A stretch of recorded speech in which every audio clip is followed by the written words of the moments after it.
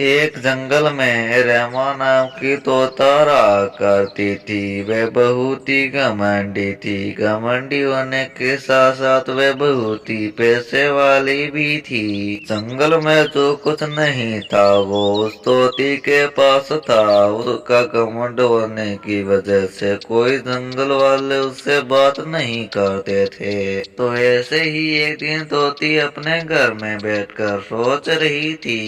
कितनी खूबसूरत हूँ, मुझे इस लोगों के साथ नहीं रहना चाहिए। मुझे कहीं खूबसूरत जगह जाना होगा, मैं वहाँ पे अच्छी लगूंगी। तोती अपने सुंदर रंग पर बहुत ही घमंड किया करती थी, इसीलिए कोई जंगल वाला उससे बात तक नहीं करता था। सिर्फ सुंदरी कवि के अलावा सुंदरी कवि उससे दोस्त बनाना चाहती थी और किसी न किसी तरह से तोती से बात करना चाहती थी। अरे रामा, तोती कैसी हो? कई दिनों बाद मिली हो। तबीयत कुछ खराब होने के कारण मैं आ नहीं पाई। मैं क्या करूं? मैंने क्या तुम्हें बुलाया है? ऐसा क्यों तोता, तुम बहुत ही अच्छे दोस्त थे मेरे। मैंने तो तुमसे बहुत ही प्यार किया था, पर तुमने एक बार भी मुझे नहीं पूछा कि तुम इतने दिनों से क्यों नहीं आई हो। इसका क्या वजह है? मुझे ये जानकर क्या करना है? मैंने तुमको बुलाया तक नहीं है। तुम खुद ब खुद यहाँ आकर मुझसे बात करने लग जाती हो। इसमें मैं क्या करूँ?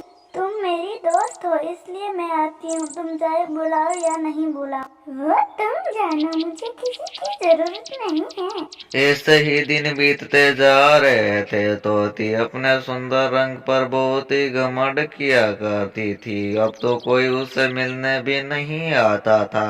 और फिर एक दिन की बात है, तोती सुंदरी कवि को फोन कर कर बुलाती है। मामा, क्या तुमने मुझे बुलाया था? हाँ, मैंने तुम्हें बुलाया था। मैंने तुमको इसलिए बुलाया था कि हम दोनों एक सुंदर जगह चलते हैं। मैं कितनी सुंदर हूँ, मैं इस जगह नहीं रह सकती हूँ। और फिर सुंदरी कवि और तोती एक सुंदर जगह ढूंढने के लिए निकल पड़ते हैं। तभी रास्ते में बहुत तेज तूफान आ जाता है और फिर वे एक जगह पर रुक जाते हैं। और फिर वे तूफान रुकते ही फिर से उड़ान भरनी शुरू कर देते हैं।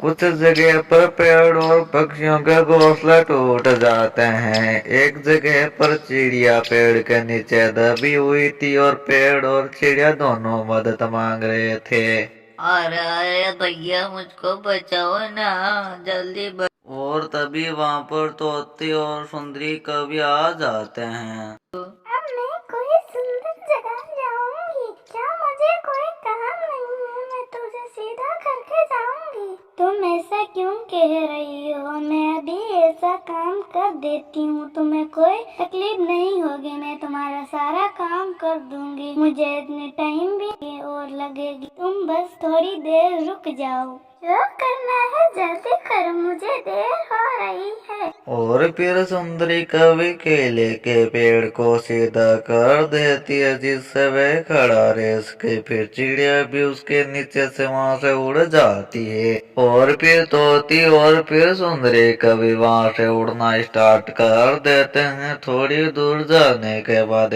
चिड़िया का घोंसला टूट गया था और फिर वे रो रही थी। तभी सुंदरी कवि उससे पूछती है। मेरे दोस्त, क्या हुआ? तुम रो क्यों रहे हो?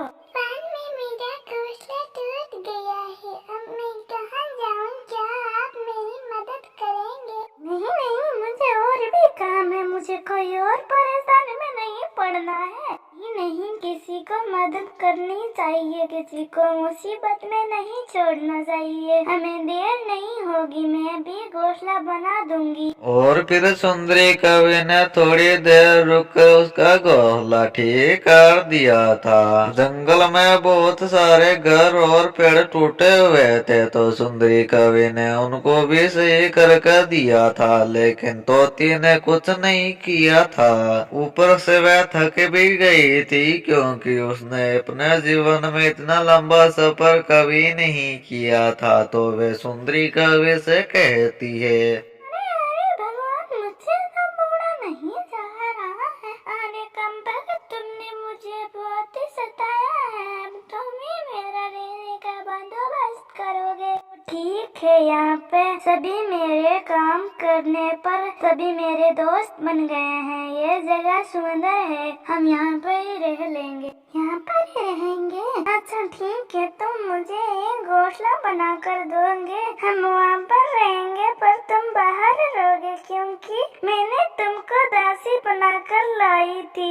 ये बात सुनकर सुंदरी काव्य बहुत ही दुखी हो जाती है और फिर वह तोती के लिए एक नया घोंसला बना देती है। अब जाओ, पूरे जंगल में फैला दो कि मैं यहाँ की रानी हूँ इस जंगल की। उन लोगों को मुझको एकदम अच्छी तरीके से रखना चाहिए और मुझे कोई भी चीज चाहिए तो उसको तुरंत लाकर देनी चाहिए।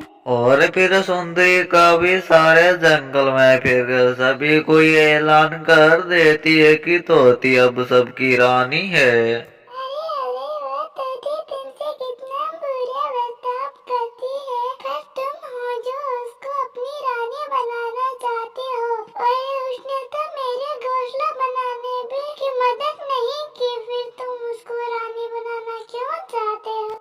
ऐसे मत कहो, वो मेरा दोस्त है, मैं उसे कोई भी बुरा बर्ताव नहीं करना चाहती हूँ। वो चाहे मेरे साथ कितना भी गंदा बर्ताव करे। यह बात सुनकर फिर वह आगे कुछ नहीं बोलती है। सुंदरी कवि सभी पक्षियों को एक जगह इकट्ठा कर लेती है और तभी वहाँ पर तोती आ जाती है। वह खुद को रानी घोषित करने लग जाती है। तभी सारे जंगल वाले उसको रानी नहीं मानते हैं। फिर उन सब का जवाब आता है कि सुंदरी कवि को इस जंगल की रानी बनाए। ऐसे लोगों को अपना रानी नहीं बनाते, नहीं। हाय हाय राम, तुम्हें ये काले कनोटे क्या अपनी रानी पसंद है? मैं तो तेरी काली रानी देखकर मर आ जाती। यार मैं क्या करूं, मैं जहाँ रहती थी वो भी मुझे नहीं चाहते, मैं क्या जाऊँ?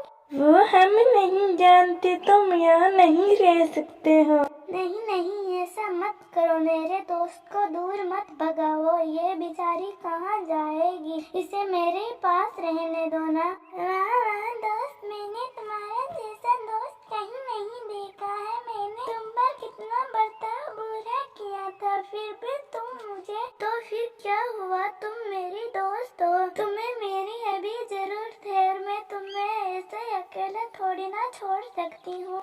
और फिर तोती अपना अहंकार छोड़ देती है। फिर सभी मिलजुल कर खुशी खुशी रहने लग जाते हैं।